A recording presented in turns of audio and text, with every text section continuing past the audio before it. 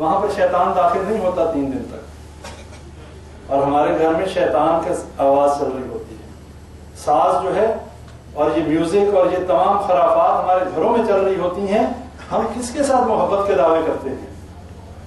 شرم آنی چاہیے ہمیں کہ ہم دعویٰ کرتے ہیں کہ ہم محب رسول ہیں۔ کیوں جھوٹ بولتے ہیں ہم؟ کیوں دھوکہ دیتے ہیں ہم اپنے آپ کو؟ کس کو دھوکہ دے رہے ہیں؟ اللہ قرآن میں کہتا ہے یا ایھا الذین آمنوا قوا انفسکم واہلیکم نارا، بچاؤ اپنے آپ کو اور اپنے اہل و عیال کو جہنم کی آگ سے۔ کس کو اللہ کہہ رہا ہے؟ ہمیں کہہ رہا ہے کہ اپنے آپ کو بچاؤ، اپنے اہل و عیال کو بچاؤ۔ اور اس آگ کا تعارف کیا کروایا؟ وقودھا الناس والحجارہ، وہ آگ کہ جس کا ایندھن انسان اور پتھر ہیں، علیہا ملائکۃ غلاظ شداد لا یعصون اللہ ما امرہم ویفعلون ما یؤمرون، اور فرمایا کہ اس کے اوپر ایسے سخت قسم کے فرشتے مسلط کیے گئے ہیں کہ جو اللہ کی نافرمانی نہیں کرتے۔ وہاں رشوت نہیں چلتی، وہاں پر سفارش نہیں چلتی کہ فرشتے کو کچھ دے دے کے اپنی جو ہے عذاب اور مصیبت میں کمی کر لیں گے، وہاں یہ نہیں چلتا۔ وَيَفْعَلُونَ مَا يُؤْمَرُونَ، اور وہ وہی کرتے ہیں جس کا ان کو حکم دیا جاتا ہے۔ وہ مسلمان انسانوں کی طرح نہیں ہیں، اس لیے کہ انسان کو اللہ تعالیٰ نے یہ حص دی ہے، 2 راستے دے دیے، اِنَّا هَدَيْنَاهُ النَّجْدَيْنِ، چاہے تو نیکی کے راستے پہ چلے، چاہے برائی کے راستے پہ چلے۔ فرشتوں کے پاس ایک راستہ ہے، ان کے پاس 2 راستے نہیں ہیں، ان کو ایک لائن دے دی، انہوں نے اسی پہ چلنا ہے۔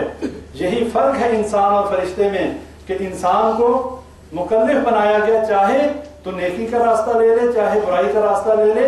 اللہ نے کسی کے آگے ہاتھ سے روکنا نہیں ہے کہ رک جاؤ۔ اللہ نے اپنے فرشتوں کے ذریعے وحی بھیج دی، نبیوں کے ذریعے پیغام بھیج دیا کہ یہ میرا سیدھا راستہ ہے، یہ شیطان کا راستہ ہے۔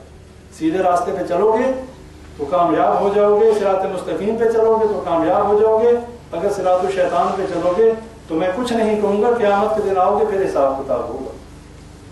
نبی صلی اللہ علیہ وسلم کی حدیث ہے کہ زمین پر بیٹھے تھے صحابہ کے ساتھ، ایک خط مستقیم کھینچی، کہا یہ میرا راستہ ہے، پھر دائیں بائیں لکیریں لگائیں اور کہا ان میں سے ہر راستے پر شیطان بیٹھا ہے، جو اس سیدھے راستے پر چلے گا وہ جنت میں بھی جائے گا اور وہ اللہ تک پہنچے گا، اور جو دائیں بائیں ہو گیا وہ گمراہ ہو گیا۔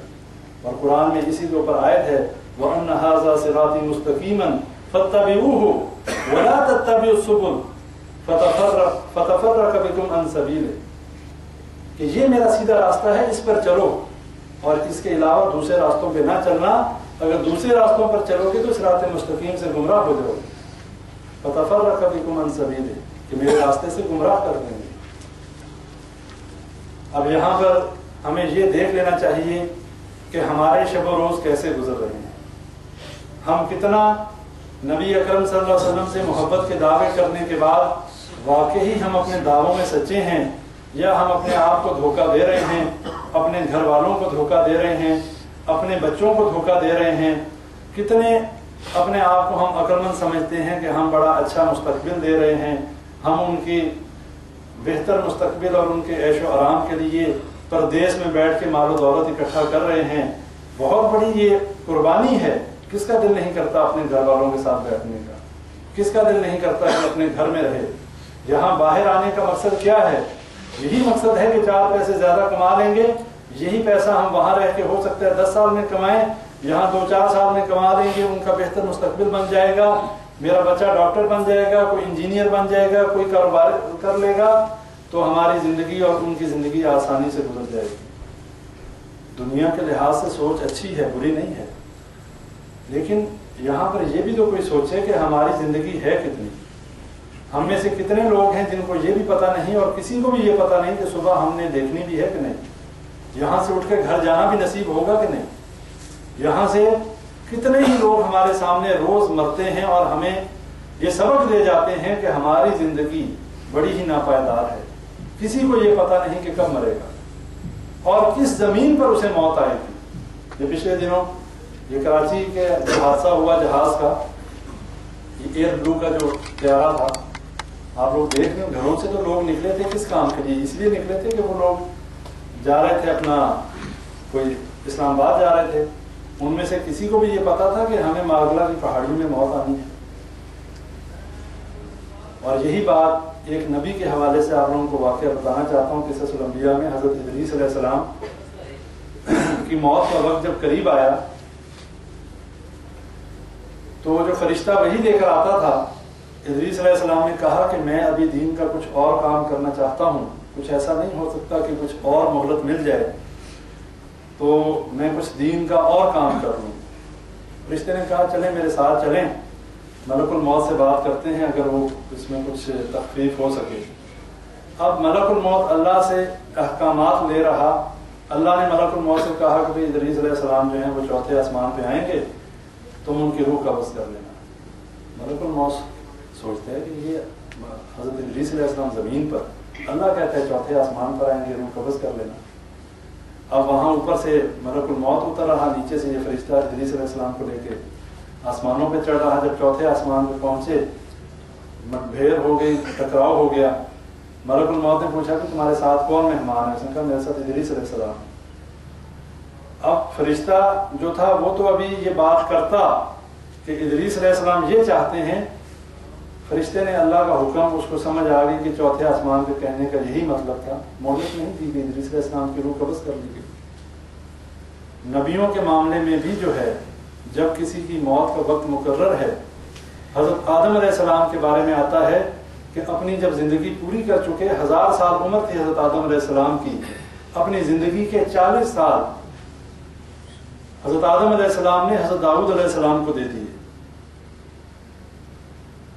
جب داؤد علیہ السلام کو دکھایا گیا، حضرت آدم علیہ السلام کو اللہ نے دکھایا تو حضرت آدم علیہ السلام نے پوچھا کہ یہ میرا بیٹا بڑا ہی روشن چہرے والا ہے، اس کی عمر کتنی ہے؟ اللہ نے کہا اس کی عمر 60 سال ہے۔